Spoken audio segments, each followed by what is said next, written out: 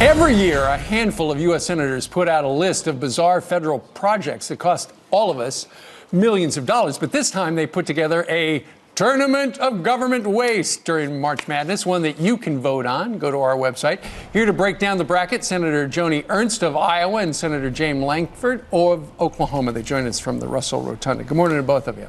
Good morning. Good morning. Okay, Senator Ernst, let's start with you. A lot of people love cats. Why are you upset that $1.3 million was spent to figure out why cats like classical music? Well, this was a study done by the NIH to the tune of $1.3 million to determine if you pamper your cats, will they have less hairballs? And yes, of course, the study found out that if you pamper cats, they do come up with less hairballs.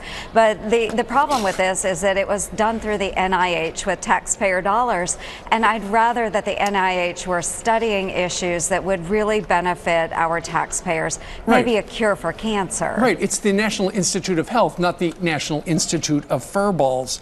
Right. Senator Lankford, $50,000 was given to a professor to write a book about Russian wine, right?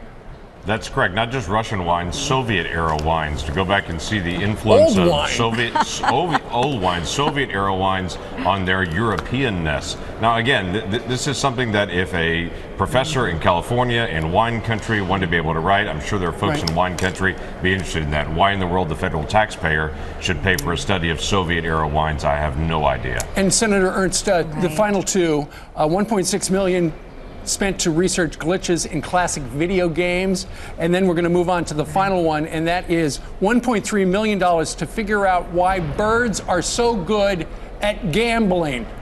Yes, we spent a combined total for those two studies, $2.9 million of taxpayer dollars, only to find out that the easy way to win those classical video games is to cheat and use programming glitches. Again, taxpayer dollars there. And then the final one, teaching pigeons how to gamble on pigeon-sized slot machines.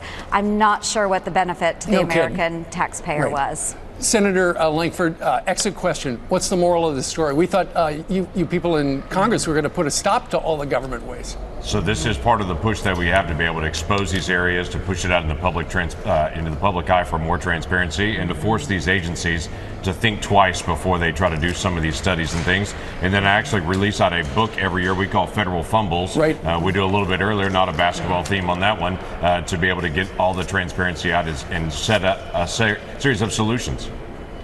All right. Well, interesting stuff. Senator Joni Ernst and Senator James Lankford, thank you very much for joining us live. You bet. Thank you. Thank you, Steve. All right.